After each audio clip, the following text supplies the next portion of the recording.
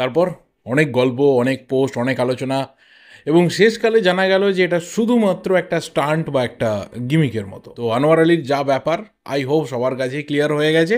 আর কালকে রাত্রির ভিডিও যারা খুব কেয়ারফুলি দেখেছিল, একদম শেষ অবধি যারা দেখেছিল, সেই শেষে কিন্তু আমি বলেছিলাম যে প্যানিক হওয়ার মতো কোনো সিচুয়েশন তৈরি হয়নি। শুধুমাত্র একটা ছোট সমস্যা, সেটা হয়তো মিটমাট করে নিলে ঠিক হয়ে যাবে, কারণ ব্যাপার তো অন্যরকম ছিল। যাই হোক, সব কিছু নিয়েই কথা বলবো।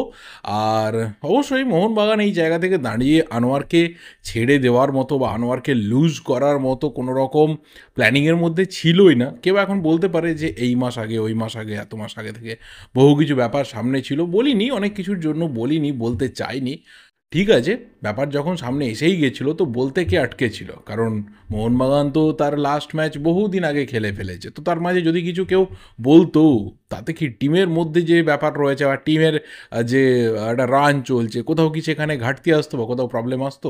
আসলে তা না, সকলেই অপেক্ষা করে যে কখন গুড টাইম রয়েছে, কখন আদতে সমস্ত কিছু নিয়ে আসতে হবে। যেহেতু কয়েকদিন মার্কেটটা ভীষণভাবে পুরোপুরি সাদা হয়ে গেছিলো, খুব মশলা কিছু ছিল না, একদমই ওই প্লেন শাক ভাতের মতো চলছিল। তো মনে হলো যে না, অনেক দিন হয়নি কিছু, চলো একটু কষিয়ে একটা মাটন রান্না করা যাক। কিন্তু দেখা গেলো যে না, একটু বেশি কষানো হয়ে গেছে, করতে গিয়ে সেটা তেতো হয়ে গেছে। পুরো ব্যাপারটা নিয়ে কথা বলবো। তার মাঝে কাল পরশু থেকে একটা রুমার উঠেছে, আমি যতটা এড়িয়ে যাওয়ার চেষ্টা করেছি তত বেশি কমেন্ট এসেছে। মানে কালকে আনোয়ারকে নিয়ে কথা বলেছি, আনোয়ারকে নিয়ে ম্যাক্সিমাম সময়টা আমি ডিসকাস করেছি, কিন্তু সেখানে কমেন্ট বক্সে সবথেকে বেশি উপচে পড়ছে অন্য একটা নাম। কেন সেই নাম, কিসের জন্য নাম, কী কী প্রবাবিলিটিস তৈরি হয়েছিল কাল পরশু বা করার চেষ্টা হয়েছিল, সব কিছু নিয়ে কথা বলবো। এবং তার সাথে আরও একটা বড় ব্যাপার, যে যখন আনোয়ারকে নিয়ে এত কিছু ঘটনা ঘটছে, এত পোস্ট, এত আলোচনা, এত প্যানিক তৈরি হয়েছে, তখন আবার তার মাঝখানে ম্যাকলারেনের প্যানিকটাকে ঢুকিয়ে দেওয়ার চেষ্টা হয়েছে বহু জায়গা থেকে। যাই হোক, সমস্ত কিছু নিয়েই কথা বলবো, কিন্তু প্রথমে যে বিষয়টা নিয়ে কথা বলবো, যেটা নিয়ে কথা বলতে চাইনি কিন্তু বলতে বাধ্য হচ্ছি, কারণ আমার মনে হয় যে আজকে না বললে আজকেও কমেন্টে সেই বিষয়টা আসতো, কারণ অনেকেই জানার ইচ্ছে থাকে। এই প্লেয়ার স্কটল্যান্ডের হয়ে ইউরো কাপের এবারে স্কোয়াডে ছিল, একটা ম্যাচেও গেম টাইম পায়নি, 0 গেম টাইম।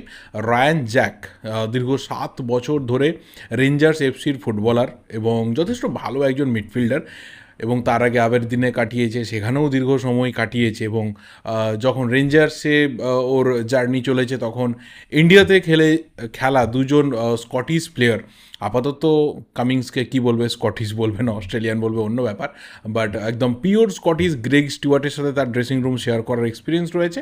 এবং অবশ্যই স্কটিশ অস্ট্রেলিয়ান জেসন কামিংসের সাথেও তার রেঞ্জার্সে ড্রেসিং রুম শেয়ার করার এক্সপিরিয়েন্স রয়েছে।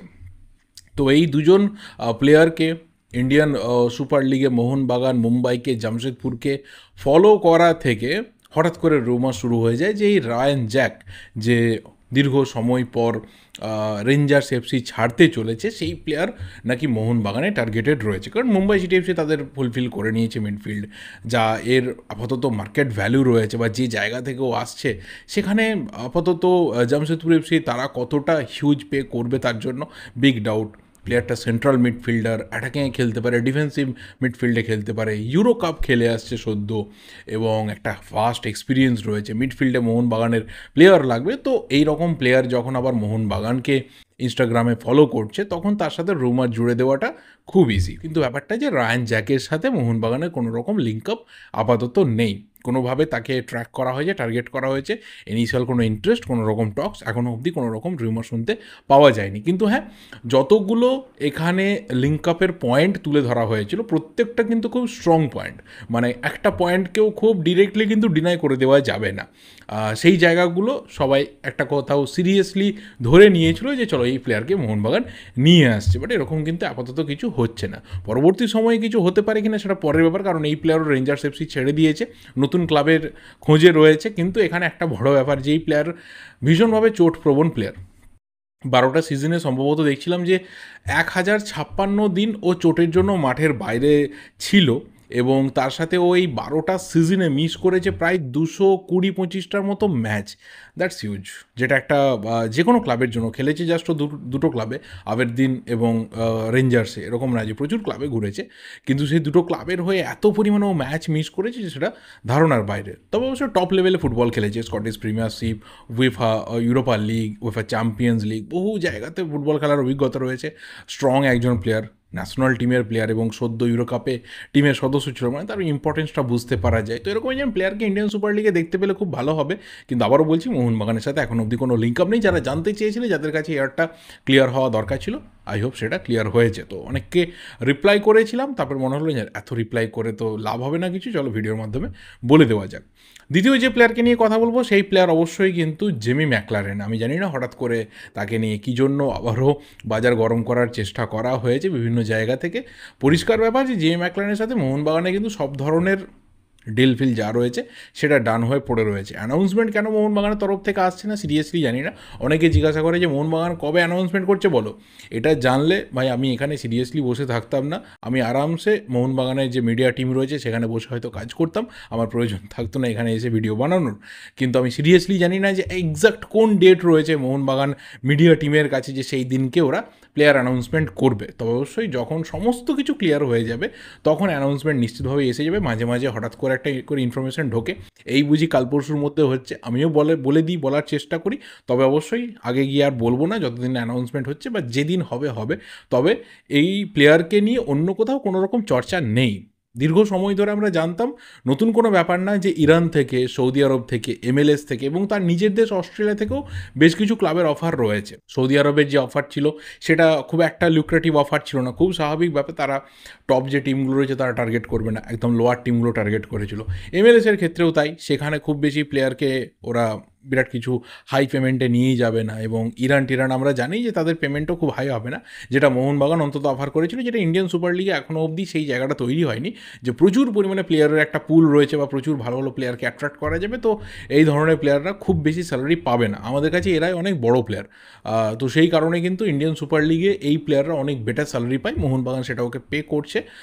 আপাতত সব কিছু রেডি হয়ে পড়ে রয়েছে। অ্যানাউন্সমেন্ট কবে ক্লাবের তরফ থেকে আসবে এটা পুরোপুরি ক্লাবের ডিসিশন। যেদিনকে ক্লাব মনে করবে ভালো, যে এই দিনকে ভালো দিন রয়েছে বা এই দিনকে সমস্ত কিছু ঠিকঠাক রয়েছে, সেদিনকে অ্যানাউন্সমেন্ট এসে যাবে। সেটা যে কোনো মুহূর্তে হতে পারে। টম আলরেডের বা অ্যালবার্তো রড্রিগেজের বা আপুইয়ার অ্যানাউন্সমেন্ট নিয়ে কাউকে বলতে হয়নি যে অ্যানাউন্সমেন্ট কবে আসবে। যখন ক্লাবের মনে হয়েছে তারা কিন্তু অ্যানাউন্সমেন্ট করে দিয়েছে। অ্যান্ড লাস্টে যে প্লেয়ারকে নিয়ে কথা বলবো, আমার মনে হয় যে বিষয়টা তোলা হলো বা যে বিষয় নিয়ে এত আলোচনা হলো, কতটা প্রয়োজনীয়তা ছিল আমি সিরিয়াসলি জানি না, দরকার কী ছিল সিরিয়াসলি জানি না। এটা ইন্টারনালি মিটে যেত, এটা খুব ভালোভাবে মিটে যেত। কিন্তু ওই যে বললাম যে বেশ কিছুদিন ইন্ডিয়ান ফুটবলে কোনো মশলা ছিল না, সেই আপুইয়ার ব্যাপারটা হয়ে যাওয়ার পর থেকে মশলা ছিল না, কোনো মশলা পাওয়া যাচ্ছিল না। মানে পুরোপুরি মনে হচ্ছিলো যে প্রতিদিন ভাত আর শাক, ব্যাস এই দিয়ে আমাদের লাঞ্চ হচ্ছে, আর ডিনারে ওই কোনো রকমে হয়তো মুড়ি আর চানাচুর দিয়ে কেটে যাচ্ছে। এবার এখানে তো কিছু মশলা ঢোকাতে হবে, ভালো খাবার দাবার, স্পাইসি, ঝালঝাল, তেল, ফাটিয়ে একটা ব্যাপার তৈরি করতে হবে। সেই কারণে কালকে দুপুর থেকে ব্যাপারটা তৈরি হলো। আর আসল স্ক্রিপ্টটা লেখা ছিল কিন্তু একদম মাঝরাত্রিরে, যখন সবাই আমরা ইউরো 2024 সেমিফাইনাল 1 দেখার জন্য ব্যস্ত ছিলাম, যেখানে স্পেন 2-1 গোলে কামব্যাক করে ফ্রান্সকে হারিয়ে ফাইনালে চলে গেছে। ঠিক সেই মুহূর্তে রাত্রিরে হঠাৎ করে দ্য রঞ্জিত বাজাজ তিনি রাত্রিরে পোস্ট করেন যে আনোয়ার আলী দিল্লি এফসিতে ফিরে গেছে। আনোয়ার আলী দিল্লি এফসিতে ফিরে এসেছে, মোহনবাগানে তার লোন স্পেল কমপ্লিট হয়েছে। ফিফার যে রুল রয়েছে সেই রুল মোতাবেক 4 বছর লোনে ভাই করা যাবে না, 1 বছরের লোনই হয়েছে। আপাতত সে দিল্লি এফসির প্লেয়ার, কিন্তু হ্যাঁ অবশ্যই সে ইন্ডিয়ান সুপার লিগে খেলবে, এইটুকু আশ্বস্ত তিনি করেন সকলকে। তবে তাকে নেওয়ার জন্য দুটো টপ ক্লাব এই মুহূর্তে ফাইট করছে, ভীষণভাবে ফাইট করছে, তার পেছনে দৌড়চ্ছে। আগামী 24 ঘন্টা ভীষণ ক্রুশিয়াল এই ডিলটার জন্য বা আনোয়ার আলীর জন্য। দেখা যাক কী হয়। এখান থেকে সবাই একটা জায়গাতে ক্লিয়ার হয়ে যায় যে চলো, দুপুরের দিক থেকে যে আপডেট বেরিয়ে আসছিল, দুপুরের দিক থেকে যে গুঞ্জন চলছিল, তার একটা ভ্যালিডিটি রয়েছে, তার একটা কোথাও এটা রিলায়াবিলিটি একটা জায়গা তৈরি হলো, যে হ্যাঁ এটা বিশ্বাস করা যায় যে 12 ঘন্টার মধ্যে যা ঘটনা ঘটলো সেটা সত্যি। আনোয়ার আলী সত্যিই মোহনবাগান ছাড়ছে, গেল একটা রব উঠে গেল, এই বুঝি সব শেষ হয়ে গেল এবং আর বোধহয় আনোয়ার আলীকে পাওয়া যাবে না। কারণ যেভাবে বিভিন্ন বিষয় উঠে এসেছিলো, ডিসিপ্লিনারি ইস্যু, ড্রেসিং রুমের ব্যাপার, গেম টাইমের ব্যাপার, যেগুলো আমি বলেছিলাম যে আমার কাছে ভীষণভাবে চাইল্ডিশ লাগছে। ডিসিপ্লিনারি ইস্যু বা ড্রেসিং রুম ব্যাপার আমি সিরিয়াসলি জানি না, সেখানে কোনোদিনও ঢুকিও নি, বলতে পারবো না সেখানে কি হয় না হয়। তবে অবশ্যই আনোয়ার আলীকে দেখে আপাতভাবে একজন প্লেয়ারকে তো দেখে বোঝা যায় যে তার ক্যারেক্টারটা কেমন হবে, এবং এমন একটা প্লেয়ার যে প্লেয়ারটা নিজে ফাইট করে আজকে এই জায়গাতে এসেছে, এরকম না যে খুব খুব ভালোভাবে প্যারাশুট দিয়ে ইন্ডিয়ান ফুটবলে ফাটিয়ে খেলছে, ফাটিয়ে ফাইটটা করেছে, জমিয়ে ফাইট করেছে পুরোপুরি, মানে অ্যাডমিনিস্ট্রেশনের এগেনস্টে, সিস্টেমের এগেনস্টে লিগালি ও ফাইট করেছে, ফাইট করে আজকের ওই জায়গাটা তৈরি করে নিয়েছে। সেই প্লেয়ারটার ডিসিপ্লিনারি ইস্যু থাকবে, এটা হজম করাটা খুব টাফ, মানে অন্ততপক্ষে আমার তো হজম হবে না। কেউ আমাকে যা খুশি বলতে পারে, আই ডোন্ট কেয়ার, বাট এই ধরনের কিছু প্লেয়ার্স আমাদের ইন্ডিয়ান ফুটবল এখনও রয়েছে মনে করি, যাদের সাথে ডিসিপ্লিনারি ইস্যু ব্যাপারটা জড়িয়ে দিলে খুব টাফ হয় বুঝতে। সিনিয়র প্লেয়ার হতো, জমে থাকা প্লেয়ার হতো, টিমের ক্যাপ্টেন হতো, অ্যাডামেন্ট বিদেশি প্লেয়ার হতো, চলো তর্কের খাতিরে অনেকে মেনে নিত, যেটা এর আগে হয়েছে, কালকেই বলেছিলাম। কিন্তু বারবার কেন ডিসিপ্লিনারি ইস্যু, কেন ড্রেসিং রুম ইস্যু মোহনবাগানের সাথে জুড়বে, এটাও ভাবার বিষয়। সেটাকে আমি সিরিয়াসলি ধর্তব্যের মধ্যে আনিনি, এবং গেম টাইমের ব্যাপারটা বলেছিলাম যেটা ভীষণভাবে চাইল্ডিশ লাগছে। একজন কোচ তিনি স্পেন থেকে বসে এখনই ঠিক করে ফেলবেন যে আমি গোটা সিজনটা শুরু থেকে শেষ অবধি আমি দুজন বিদেশি সেন্টার ব্যাক দিয়ে খেলাবো, আমার আর ব্যাক লাগবে না, আমার ইন্ডিয়ার সেরা ডিফেন্ডারকে লাগবে না, সেরা সেন্টার ব্যাককে লাগবে না, যে কোনো মুহূর্তে টিমের জন্য যে কোনো লেভেলের পারফরমেন্স দিতে পারে, এইরকম একটা সিগন্যাল কোচের তরফ থেকে এসে যাবে। এটাও কি পসিবল? কোচ তিনি বুঝতে পেরে যাবেন, অন্ততপক্ষে আমি যতটুকু ফুটবল বুঝি 1%, 2%, আমি যতটুকু ফুটবল বুঝি সেই জায়গা থেকে আমি বলেছিলাম যে এটা আমার কাছে চাইল্ডিশ লাগছে, এটা আমার কাছে মনে হচ্ছে না যে এটা কোনো ইস্যু বলে। তাহলে ইস্যু কী হতে পারে? ইস্যু এটা হতে পারে যে হয়তো আমাদের যে ইন্ডিয়ান ফুটবলে একটা ইনফ্লেটেড মার্কেট রয়েছে, সেই মার্কেটে রঞ্জিত বাজাজের কাছে আনোয়ার আলীর জন্য আরও বেটার অফার গিয়ে রিচ করেছে। কোনো ক্লাব হয়তো গিয়ে বলেছে কোনোভাবে তুমি ওকে লিগালি বের করে নিয়ে চলে এসো, আমি তোমাকে এই অফার দিচ্ছি, আমি ওকে সই করবো, আমি ওকে আরও বেটার স্যালারি দেবো। এবার আনোয়ার আলীর কিছু কিছু ক্ষেত্রে হাত পা বাঁধা থাকে। কেন থাকে? কারণ সে 2031 সাল অবধি দিল্লি এফসিতে চুক্তিবদ্ধ, সেখান থেকে তার বেরিয়ে আসার কোনো লিগাল রাস্তা নেই। রঞ্জিত বাজাজ তাকে যেভাবে বলবেন সেইভাবে তাকে কিন্তু চলতে হবে, এটা মোটামুটি লিগাল প্রসেস। আমি বলছি না যে এটার মধ্যে কোথাও আলাদা ব্যাপার রয়েছে। এবার এখানে বলবে রঞ্জিত বাজাজ কি আনোয়ার আলীর জন্য কিচ্ছু করেনি? অবভিয়াসলি করেছে, সেই দিনকে বাহবা জানিয়েছি, আগামী দিনেও জানাবো, ভবিষ্যতেও জানাবো। যতদিন অন্ততপক্ষে আনোয়ার আলী ইন্ডিয়ান ফুটবলে টিকে থাকবে ততদিন অবধি যে মানুষটার কাছে ও সারা জীবন কৃতজ্ঞ থাকবে সেই নামটা হচ্ছে রঞ্জিত বাজাজ। কিন্তু তার মানে এই নয় যে তার যে কোথাও একটা লয়্যালটি রয়েছে, তার যে একটা প্রমিস রয়েছে, সেই জায়গা থেকে তাকে ভিলেন বানানোর চেষ্টা করা হবে। একটা প্লেয়ারকে তুমি যখন একদম জিরো থেকে হিরো বানাচ্ছ, তার হিরোইজমটাকে ধরে রাখাটা তোমার কর্তব্য। তুমি এই জায়গাতে এমন একটা কেওস তৈরি করছো যে সেই প্লেয়ারটাকে কেউ ভিলেন ভাবতে শুরু করছে, সেই প্লেয়ারটাকে কেউ গ্রিডি ভাববে, এই ধরনের ব্যাপার কিন্তু প্লেয়ারটার সাথে ট্যাগ হয়ে যাবে, যেটা পুরোপুরি মিথ্যা, যেটার কোনো বেশ ব্যাপার ছিল না। কারণ আনোয়ার আলীর এই ক্ষেত্রে কিচ্ছু করার নেই, সে পুরোপুরি একটা গণ্ডির মধ্যে আটকে রয়েছে। রঞ্জিত বাজাজ তাকে যেভাবে বলবেন লিগালি তাকে কিন্তু চলতে হবে, this is the process.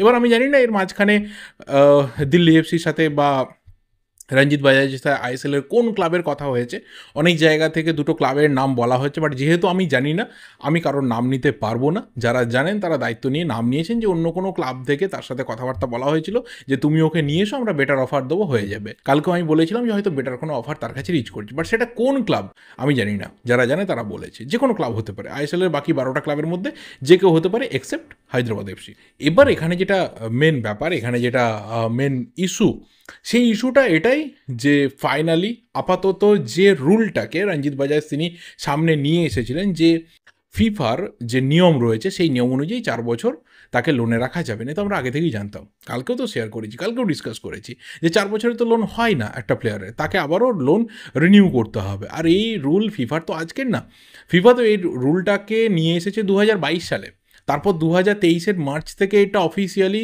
Implement হতে শুরু হয়েছে, এবং এআইএফএফকে 2 বছরের একটা ছাড়পত্র দেওয়া হয়েছে যে 2025 মধ্যে তোমাদেরকে এটা করতে হবে, তারপর আর এটা নতুন করে আর আলাদা করে তোমরা ইমপ্লিমেন্ট করতে পারো না, অটোমেটিক্যালি ইমপ্লিমেন্ট হয়ে যাবে।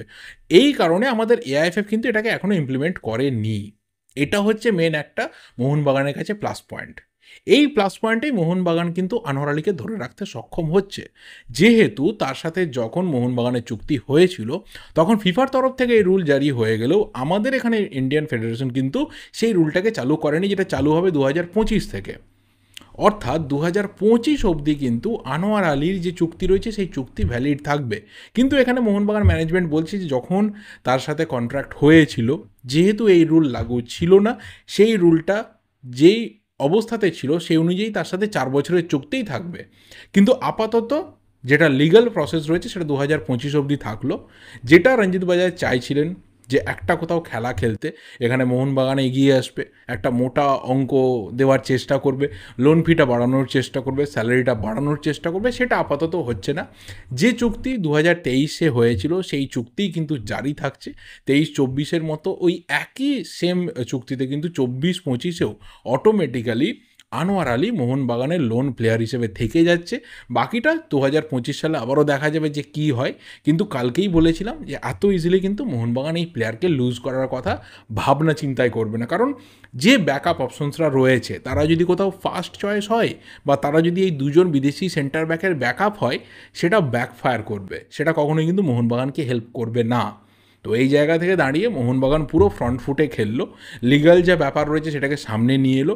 শুধু শুধু কাল থেকে যারা অনেকে এক্সট্রা বিষয় বকে গেল, তাদের নিজের দায়িত্ব নিজেকে আবারও ক্ল্যারিফাই করা, নিজেদেরকে আবারও প্রমাণ করার যে তারা ঠিক বলেছে না ভুল বলেছে, কেন বলেছে, বলার কি প্রয়োজন ছিল। দায় যাদের, দায়িত্বও তাদের। কিন্তু এটাই ঠিক কথা যে দিনের শেষে কোনো বিষয় নিয়ে কনক্লুশন হঠাৎ করে টেনে দেওয়াটা বড় বোকামি। আমি কালকেই বলেছিলাম যে ডোন্ট কনক্লুড বিফোর কনক্লুশন, আগে ব্যাপারটা শেষ হোক, তারপর অনেক কিছু টেনে দেওয়া যেতে পারে। খামোকা একটা প্লেয়ারকে এইভাবে মেলাইন করার যে রাস্তা তৈরি হয়েছিল সেটা বোধহয় না হলেই ভালো হতো। বাকি তোমাদের যা ওপিনিয়ন রয়েছে অনেক বেটার বোঝো তোমরা, অবশ্যই ওপিনিয়নগুলো শেয়ার করতে থাকো, কমেন্ট করতে থাকো। এই ভিডিওটা ভালো লাগলে লাইক করো, শেয়ার করো। দেখা হবে পরের ভিডিওতে। Till then subscribe the channel যদি নতুন হয়ে থাকো। Thank you and good bye.